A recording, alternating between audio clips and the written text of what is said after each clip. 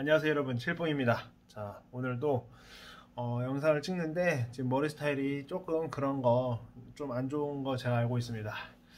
웃기더라도 그냥 한번 봐주시면 좋겠고, 일하느라 뭐 모자 쓰고 일해서 이렇게 머리가 많이 눌렸어요. 오늘 말씀드릴 이야기는 바로 즉석식품 제조업과 통신 판매업에 대한 내용입니다. 자, 먼저 요즘에 코로나 시대 때문에 많은 분들이 고민이 많으실 거예요.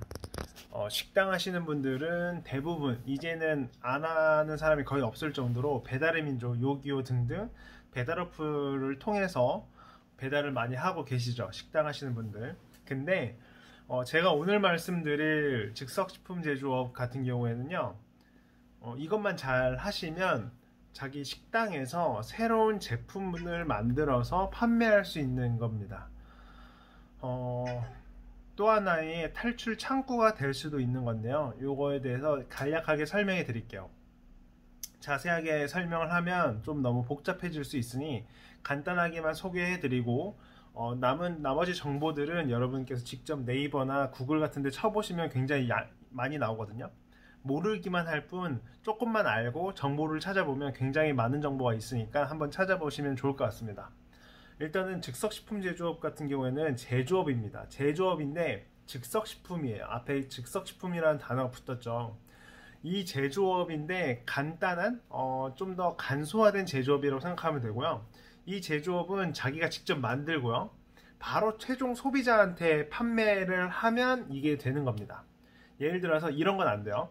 내가 식당에서 제품을 만들어요. 예를 들어서 뭐가 좋을까요? 뭐 밀키트 같은 거를 만들었다. 밀키트를 만들었어요. 밀키트라고 하면 아시죠? 뭐 이마트나 롯데마트에 가면은 있는 그런 패키징 되어 있는 게 다 밀키트인데, 이것도 식당에서 만들어서 팔 수 있습니다.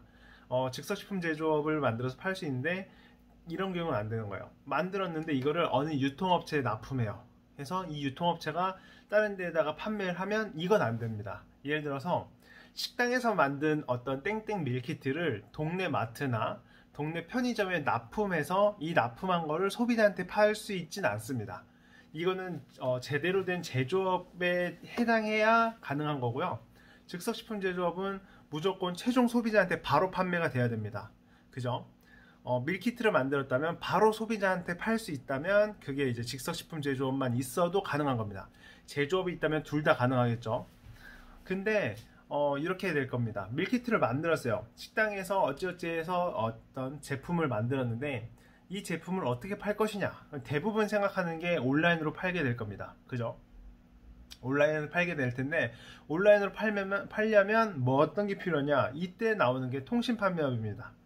통신 판매업은 사업자 등록증이랑 그 다음에 에스크로 증서가 있어요. 뭐 농협이나 국민은행 큰 1금융권에 가면은 발급해 주는데, 에스크로 증서를 갖고 그 사업자가 등록된 소재지의 동사무소에 가면은 통신 판매업을 신고할 수 있습니다. 통신 판매업을 신고하게 되면 서류가 나오는데요, 이거를 갖고 있어야 나중에 쇼핑몰이나 스마트 스토어는 조금 변했대요. 그냥 할 수도 있는데, 어쨌거나 쇼핑몰을 만들려면 그 통신 판매 신고증이 있어야 된다고 합니다.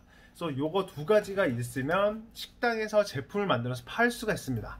자, 예를 들어서 쉽게 말하면, 제가 이제 수산 쪽이다 보니까 나중에 제가 또 만들긴 할 건데, 딱새우 장 같은 경우에는 아직 그 해썹 기준이 아니에요. 그러니까 해썹 필수 요건이 아닙니다. 해썹이 필수가 아니라는 말은 이거는 어디서든지 제조업을 갖고 있다면 만들 수 있다는 뜻이고요. 이 말은 곧 즉석식품 제조업을 하시는 분들도 만들 수 있다는 겁니다. 자, 예를 들어서 이건 하나의 팁인데, 자, 지금 제주도의 겨울철이잖아요. 겨울철 방어도 많이 나고, 저도 방어를 택배로 많이 보내고 있는데, 방어를 썰어서, 그러니까 일반 횟집이에요. 횟집, 동네 횟집이든 뭐든 상관없습니다. 횟집인데 방어를 썰어요. 그 소독된 용기에다가 자기만의 뭐 특제 양념을 해가지고 넣고 방어를 넣어요. 이러면 방어장이 되겠죠. 방어장이 되고 실링을 해서 패키징 박스를 잘 포장하면은 상품이 됩니다. 이거를 즉석식품 제조업을 이제 신고를 하게 되면 요 제품을 만들 수 있는 거예요. 이 제품을 갖고 이제 인스타나 페이스북 등등 아들, 딸 있겠죠? 홍보를 하면 홍보가 되겠죠. 그 다음에 이거를 스마트 스토어나 자기 쇼핑몰을 만들어서 상품을 올려놓으면 판매가 되는 겁니다. 이해되시나요?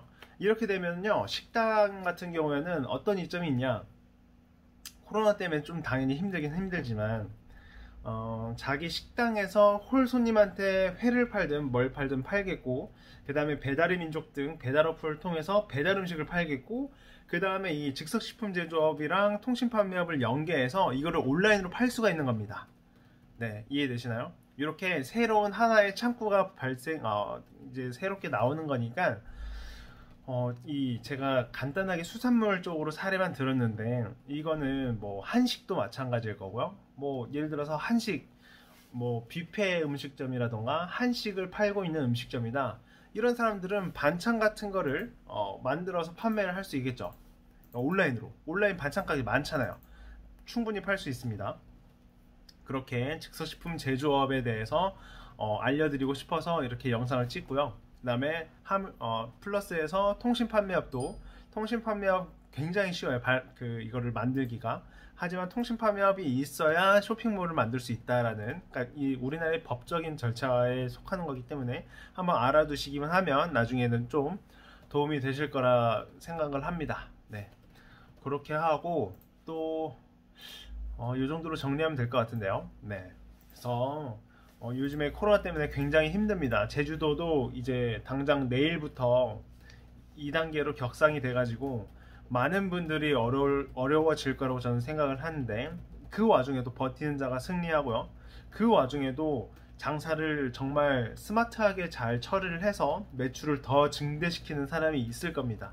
그래서 이 영상을 보는 여러분들께서는 꼭 좀 더 스마트하게 사업 전략을 바꿔서 매출을 점점 더 높이는 분들이 되셨으면 좋겠습니다.